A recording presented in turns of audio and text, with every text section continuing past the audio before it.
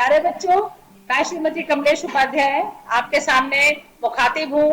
कक्षा 12वीं हिंदी विशिष्ट के पाठ एक एकांकी है जो आपके गद्य खंड में है, तात्या टोपे, जिसको लिखा है डॉक्टर सुरेश शुक्ल चंद्र द्वारा। और बहुत ही अद्भुत और बहुत देशभक्ति से ओतप्रोत यह एकांकी है, जिसका आप आनंद लीजिए और इसको समझने का प्रयास कीजिए। तो बच्चों, आज हम पढ़ेंगे तात्या टोपे के बारे में। और इस पाठ को लिखने वाले जो हमारे लेखक हैं, उनका नाम है डॉक्टर सुरेश शुक्ल चंद्र। इस पाठ का हमारा विशिष्ट उद्देश्य है साहित्य की विधा एकांकी का ज्ञान कराते हुए ऐतिहासिक एकांकी से अवगत कराना। एकांकी, जैसा कि आप जानते हैं, यह गद्य की प्रमुख विधा है और नाटक का संक्षिप्त रूप है। एकांकी विधा के बारे में आपको जानकारी देने के लिए हम इस पाठ का अध्ययन कराते हैं। राष्ट्र की सहायता एवं देशभक्ति की भावना उत्पन्न करना, यह हमारा इस पाठ का उद्देश्य है कि देशभक्ति किस प्रकार की होनी चाहिए। तात्या टोपे वो हमारे लिए एक ज्वलंत उदाहरण है। रचना करने में मौलिकता लाने का प्रयास हमने इस पाठ के द्वारा किया है। विगत कक्षाओं में हिंदी गद्य साहित्य के अंतर्गत गद्य की विधाओं के बारे में आपने पढ़ा है। उसमें से एक विधा एकांकी है। आप सभी टेलीविजन पर नाटक इत्यादि देखते हैं। नाटक का लघु रूप एकांकी है, अर्थात एक अंक का दृश्य काव्य एकांकी कहते हैं। दृश्य अर्थात देखना, काव्य अर्थात रस युक्त वाक्य। दृश्य काव्य जिस काव्य को देखकर, सुनकर, पढ़कर आनंद का अनुभव करते हैं, उसे हम दृश्य काव्य कहते हैं। इस पाठ की प्रस्तावना इस प्रकार से है। छात्रों, प्यारे बच्चों, आपने विगत कक्षा में दीपदान, पृथ्वीराज की आंखें जैसे ऐतिहासिक एकांकी को पढ़ा व सुना है। ऐसे ही एक प्रसिद्ध एकांकी है तात्या टोपे, जिसका हम यहाँ पर आज अध्ययन करेंगे। और इसको लिखा है डॉक्टर सुरेश शुक्ल चंद्र ने, इसकी रचना की है। ये इसके लेखक हैं। प्रस्तुत एकांकी में तात्या टोपे एकांकी एक ऐतिहासिक एकांकी है। एकांकी के माध्यम से स्वतंत्रता संग्राम के सेना नायक तात्या टोपे की वीरता, देशभक्ति, देश प्रेम, स्वदेश रक्षा आदि गुणों का प्रदर्शन किया गया। आदि गुणों को उजागर करने का प्रयास प्रस्तुत एकांकी में किया गया है। व्यक्ति से देश अधिक महत्वपूर्ण होता है, अतः सभी देशवासियों को संकट की घड़ी में संघर्ष करने के लिए देश सेवा एवं देश रक्षा के लिए निस्वार्थ भाव से आगे हाथ बढ़ाना चाहिए। अब हम बात करेंगे इस पाठ के लेखक। एकांकी के लेखक हैं डॉक्टर सुरेश शुक्ल चंद्र, जिनका जन्म उत्तर प्रदेश के उन्नाव जिले के राजापुर गढ़ेवा ग्राम में 8 फरवरी 1936 ईस्वी को हुआ था।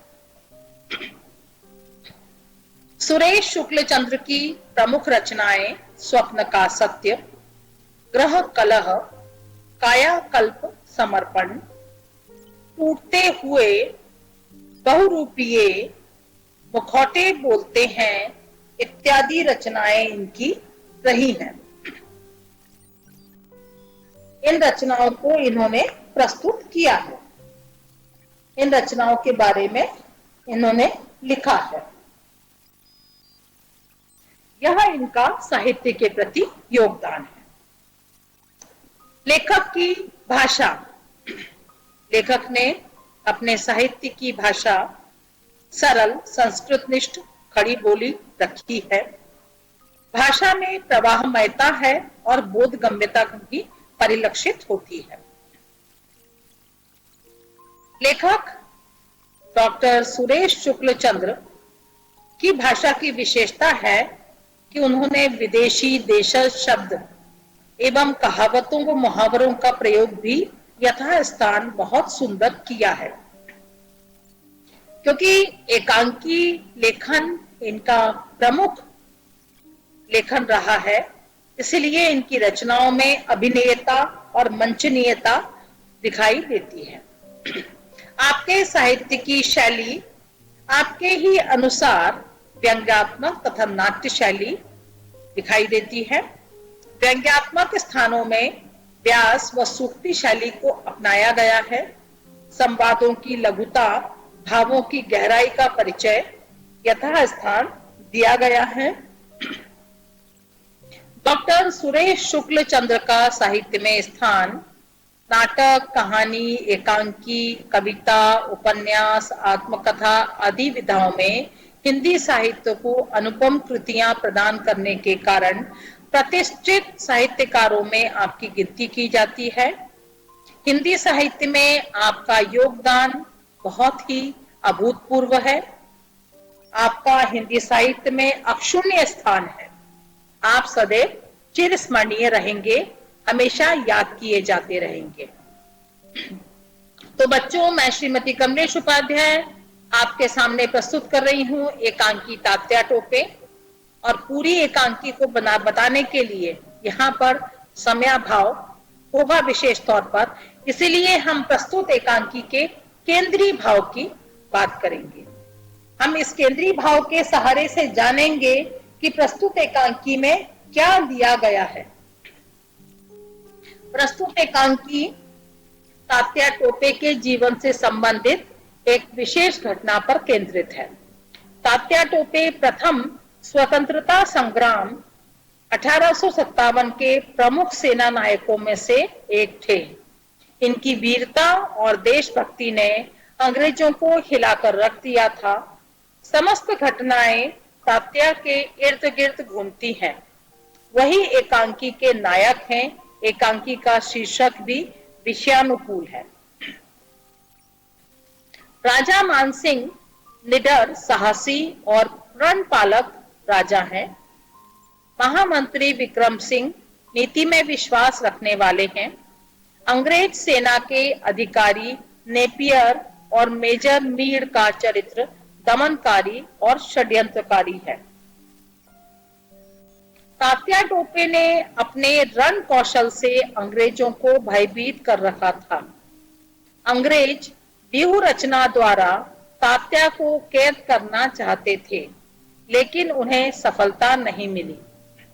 तात्या के बीमार पड़ने पर वे अपने मित्र राजा मानसिंह के संरक्षण में पाड़ौन के जंगल में एक गुप्त स्थान पर रहे। बच्चों, प्रश्न आता है कि तात्या टोपे जी को कहाँ रखा गया था? तो पाड़ौन का जंगल आपको याद होना चाहिए। जब भी हम किसी पाठ को पढ़ते हैं तो पूरे ध्यान से हमें उसे पढ़ना है, क्योंकि प्रश्न कहीं से भी बन सकते हैं। और दूसरी बात ये भी होती है बच्चों कि हमें विषय का पूरा ज्ञान लेना है। हमें शॉर्टकट से पढ़कर परीक्षा को पास नहीं करना है, वरन हमें उस विषय का पूरा ज्ञान लेना है। अंग्रेज सैनिक मेजर मीड मानसिंह से तात्या को मांगते हैं तथा अनेक प्रलोभन भी देता है।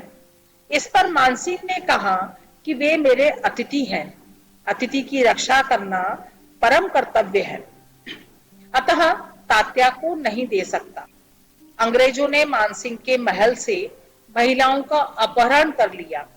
वे महिलाओं के बदले में तात्या को मांगते हैं। महामंत्री विक्रम सिंह तात्या के स्थान पर अन्य देशभक्त भेजकर महिलाओं को मुक्त करा लेते हैं। अंग्रेज तात्या को पहचानते नहीं थे, इस कारण उस देशभक्त युवक को तात्या समझकर फांसी दे देते हैं। एकांकी का सारांश हम इस प्रकार से समझ सकते हैं। तात्या को जब उस वीर के उत्सर्ग का पता चलता है तो वे भावुक हो जाते हैं। अंग्रेजों के समक्ष प्रस्तुत होकर अपने कलंक को धोना चाहते हैं, परंतु मानसिंह तात्या को ऐसा नहीं करने देते। तात्या को समझाते हैं कि तात्या जैसे वीर, बुद्धिमान, देशभक्त, निडर, साहसी आदि गुणों से युक्त व्यक्ति की देश को आवश्यकता है। अतः वे नवयुवकों को युद्ध का प्रशिक्षण देने के लिए तैयार हो जाते हैं। आजीवन सन्यासी रहकर राष्ट्र को समर्पित हो जाते हैं। तो ये यहाँ पर हमने बताया कि तात्या टोपे एकांकी का भावार्थ क्या है, सारांश क्या है। अंग्रेज तात्या को ढूंढ रहे थे और तात्या को ढूंढने के लिए उन्होंने महिलाओं का अपहरण कर लिया। महिलाओं को छोड़ने के लिए उन्होंने तात्या की मांग की और तात्या को, क्योंकि अंग्रेज पहचानते नहीं थे, इसलिए तात्या के स्थान पर अन्य देशभक्त को प्रेषित किया गया। अंग्रेजों ने उनको ही तात्या समझकर उनको, उस देशभक्त को फांसी दे दी। तो बच्चों, इस प्रकार से तात्या को बचाया गया, परंतु तात्या इस बात से बहुत दुखी रहे कि मेरे स्थान पर दूसरे व्यक्ति को कष्ट सहन करना पड़ा और मृत्यु को प्राप्त होना पड़ा।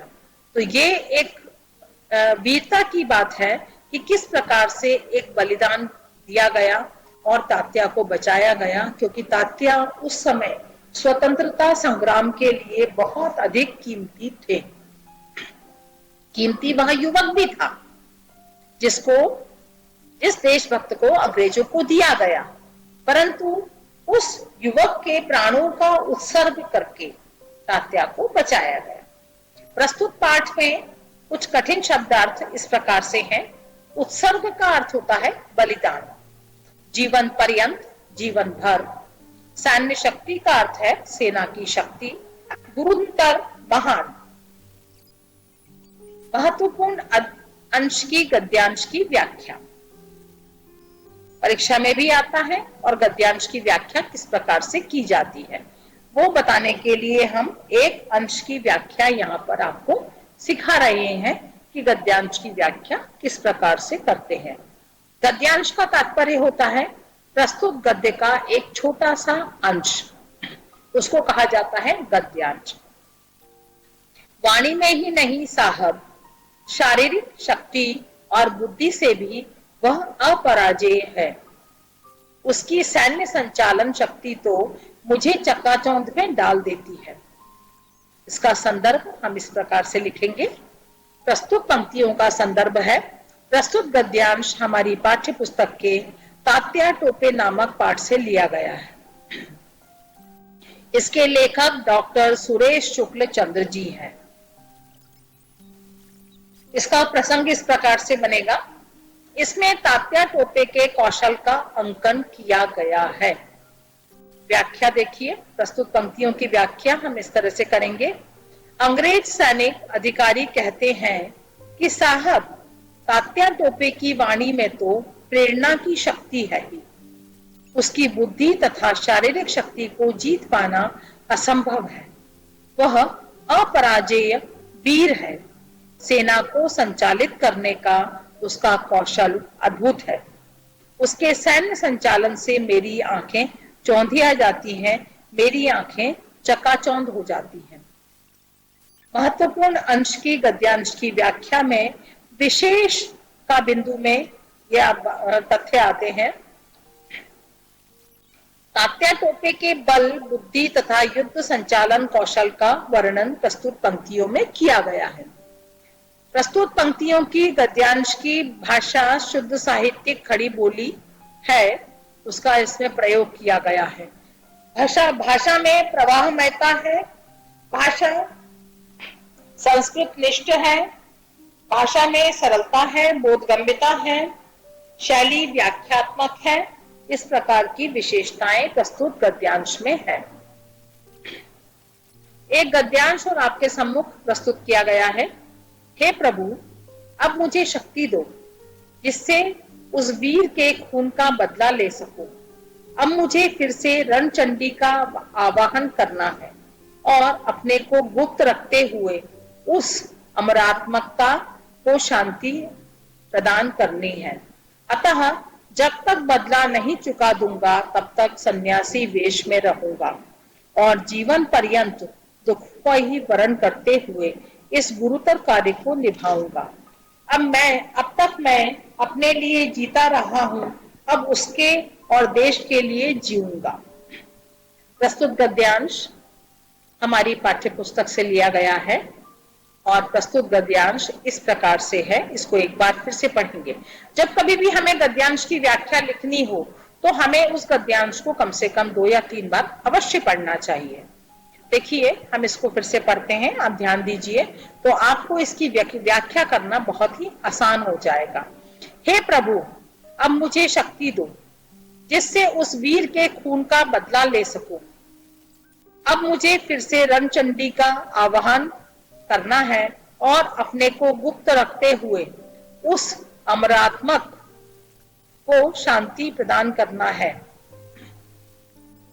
अतः जब तक बदला नहीं चुका दूंगा तब तक सन्यासी वेश में रहूंगा और जीवन पर्यंत दुखों का ही वरण करते हुए इस गुरुतर कार्य को निभाऊंगा।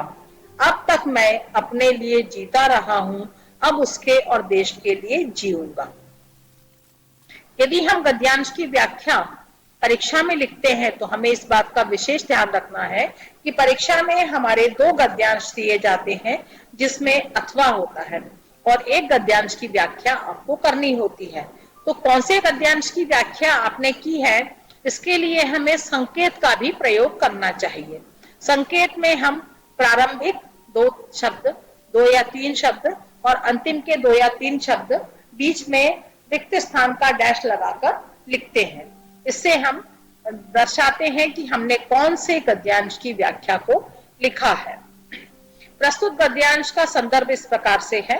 प्रस्तुत गद्यांश हमारी पाठ्य पुस्तक के तात्या टोपे नामक पाठ से लिया गया है। इसके लेखक डॉक्टर सुरेश शुक्ल चंद्र जी हैं। प्रसंग हम इस प्रकार से लिखेंगे। यहाँ तात्या टोपे अपने लिए बलिदान होने वाले युवक का बदला लेने तथा देश सेवा का संकल्प लेते हैं।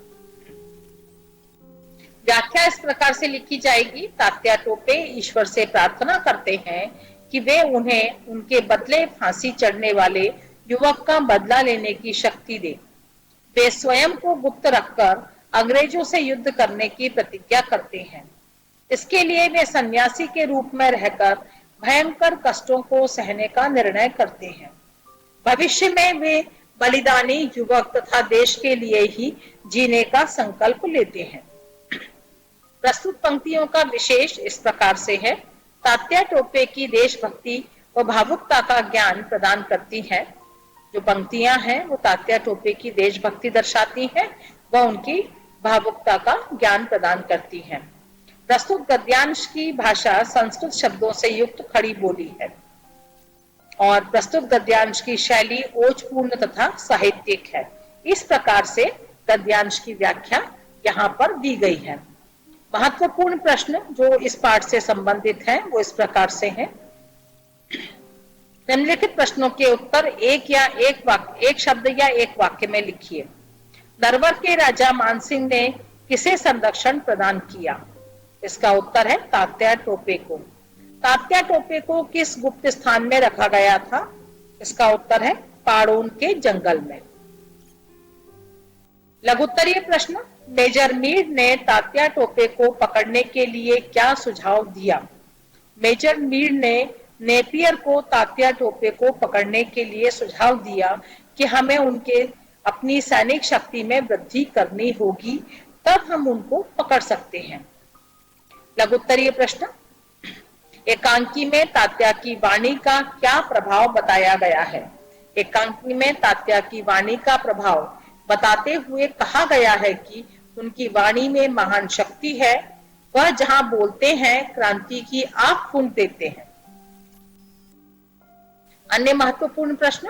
तात्या नरवर के राजा मानसिंह के संरक्षण में क्यों आए? राजा मानसिंह तात्या के विश्वसनीय मित्र थे। 1 वर्ष से दौड़ते दौड़ते थक गए थे तथा उनका स्वास्थ्य भी बिगड़ चुका था। इस कारण वे मानसिंह के संरक्षण में आए थे। गृह कार्य के लिए हमने यहाँ पर आपको दीर्घ उत्तरीय प्रश्न दिए हैं, जिसको आप अपनी कॉपी में लिखिए और कॉपी में लिखने के बाद में इनके उत्तर भी आपको लिखने हैं। हमारा गृह कार्य के प्रश्न है, तात्या को सौंपने के लिए मीर ने मानसिंह को कौन कौन से प्रलोभन दिए? मीर ने मानसिंह को कौन कौन से प्रलोभन दिए? इसके आधार ये आपको बताना है कि किस प्रकार के प्रलोभन देकर मीर उनको अपनी तरफ करना चाहता था।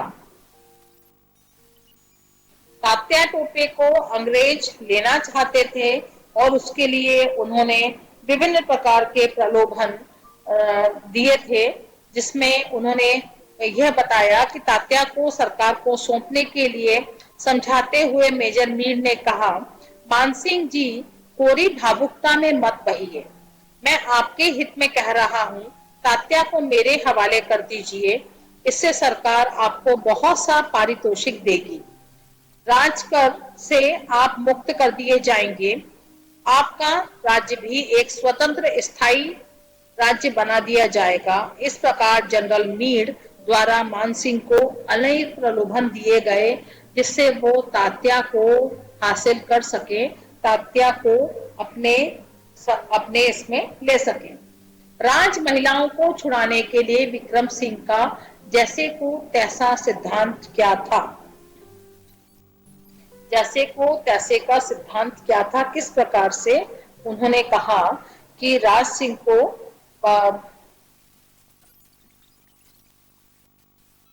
राज महिलाओं को छुड़ाने के लिए विक्रम सिंह का जैसे का तैसा सिद्धांत क्या था? जैसा वो कहना चाह रहे थे वैसे ही उन्होंने योजना बनाई। प्रथम स्वतंत्रता संग्राम सेनानी एवं महान देशभक्त तात्या टोपे राजा मानसिंह के मित्र थे।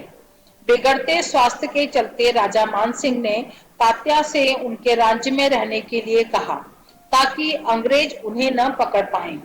परंतु किसी प्रकार अंग्रेजों को यह ज्ञात हो गया कि तात्या राजा मानसिंह के संरक्षण में रह रहे हैं। मेजर मीर ने धोखे से राजा मानसिंह की राज महिलाओं का अपहरण करवाकर उन्हें सुरक्षित छोड़ने के एवज में राजा मानसिंह से तात्या टोपे को अंग्रेजों के हवाले करने का प्रस्ताव रखा। परंतु राजा मानसिंह एक अन्य योजना लेकर तात्या के पास गए। इस नई योजना के अनुसार राजा मानसिंह चाहते थे कि तात्या टोपे के स्थान पर किसी अन्य व्यक्ति को तात्या टोपे बनाकर मेजर मीर के हवाले कर दिया जाए। क्योंकि अंग्रेज तात्या को पहचानते तो थे नहीं, अतः भेजे गए व्यक्ति को ही वे तात्या टोपे समझ लेंगे। इस प्रकार सांप भी मर जाएगा और लाठी भी नहीं टूटेगी और उनका काम भी बन जाएगा। और इसी योजना को उन्होंने अमल में लाया। दीर्घोत्तरीय प्रश्नों की यदि हम बात करते हैं तो एक प्रश्न और आता है इसमें, एकांकी के तत्वों के नाम लिखते हुए किसी एक तत्व के आधार पर तात्या टोपे एकांकी की विवेचना कीजिए। जैसा कि आप जानते हैं, एकांकी एक गद्य की विधा है जिसके तत्व इस प्रकार से हैं, जिसमें कथानक, पात्र या चरित्र चित्रण, संवाद या कथोपकथन, भाषा शैली, देश काल और वातावरण, उद्देश्य, अभिनेयता या रंग मंचीयता आता है। जिसमें यदि हम बात करते हैं कि प्रस्तुत एकांकी किस आधार पर अधिक सटीक है, तो हम देखते हैं कि कथानक की यदि हम बात करें तो प्रस्तुत नाटक का कथानक ऐतिहासिक है, जिसमें प्रथम स्वतंत्रता संग्राम के सेना नायक तात्या टोपे के जीवन की एक घटना को लिया गया है। देशभक्ति, सच्ची मित्रता जैसे को तैसा सिद्धांत, आत्म बलिदान जैसे गुणों को साकार इस एकांकी में किया गया है। कथानक में आरंभ, मध्य, चरम सीमा तथा उद्देश्य को बड़े सुंदर ढंग से बताया गया है। कथानक को 4 दृश्यों में रखा गया है। कथानक में जिज्ञासा बराबर बनी रहती है, शिथिलता कहीं भी नहीं आने दी गई है। यदि हम इस एकांकी के पात्र या चरित्र चित्रण की बात करते हैं तो एकांकी का नायक तात्या टोपे हैं। संपूर्ण कथानक उसी के चारों ओर घूमता है। यद्यपि एकांकी में वह बहुत कम दिखाई देते हैं। नायक देशभक्त, सच्चा वीर, रण कुशल, साहसी, परिश्रमी, योद्धा, सहृदयी, भावुक आदि गुणों से सुशोभित है। दूसरा प्रमुख पात्र मानसिंह है, जो तात्या का मित्र है। मानसिंह राष्ट्र के प्रति समर्पित, प्राण पालक, निडर, साहसी और आदर्श मित्र है। अंग्रेज सेना के अधिकारी नेपियर और मीर का चरित्र दमनकारी और षड्यंत्रकारी है। संवाद या कथोपकथन कैसे बन पड़े हैं, यह आपको यहाँ पर प्रस्तुत एकांकी में दिखाई देगा। एकांकी के संवाद संप्रेषणीय है। छोटे छोटे वाक्यों में गहन अर्थ का समायोजन है, जैसे मानसिंह क्या राज महिलाओं को सरकारी सैनिक पकड़ ले गए? प्रतिहारी, हाँ महाराज। मानसिंह, यह कैसे हुआ? क्या वहां सैनिक नहीं थे? प्रतिहारी, थे पर धोखा दिया गया। मानसिंह, कैसा धोखा? 2-3 स्थान पर कथन आदि विस्तृत हो गए हैं, परंतु उनमें शिथिलता कहीं भी परिलक्षित नहीं होती है। प्रस्तुत एकांकी की भाषा शैली सहज और सुबोध है, परंतु भाषा का रूप संस्कृत निष्ठ खड़ी बोली है। लोकोक्तियों व मुहावरों का प्रयोग भाषा में सजीवता प्रदान करता है, जैसे आस्तीन का सांप, मृत्यु के घाट उतारना आदि। कमाल और हुनर, फर्ज, करामात, फुर्ती, इनाम, शोहरत जैसे प्रचलित उर्दू के शब्दों से भाषा में चंचलता है। प्रतिहारी के मुख से संस्कृत के शब्द बड़े अटपटे लगते हैं। प्रस्तुत एकांकी का देश काल वातावरण स्वतंत्रता संग्राम का समय है और इस एकांकी का सबसे बड़ा उद्देश्य है देश प्रेम की भावना से विद्यार्थियों को अवगत कराना और पाठकों को अवगत कराना। अभिनेता और रंगमंचीयता इसकी बहुत ही अद्भुत है। प्रस्तुत एकांकी इन सारे बिंदुओं के आधार पर एक सफल और बहुत ही सुंदर एकांकी बन पड़ी है। तो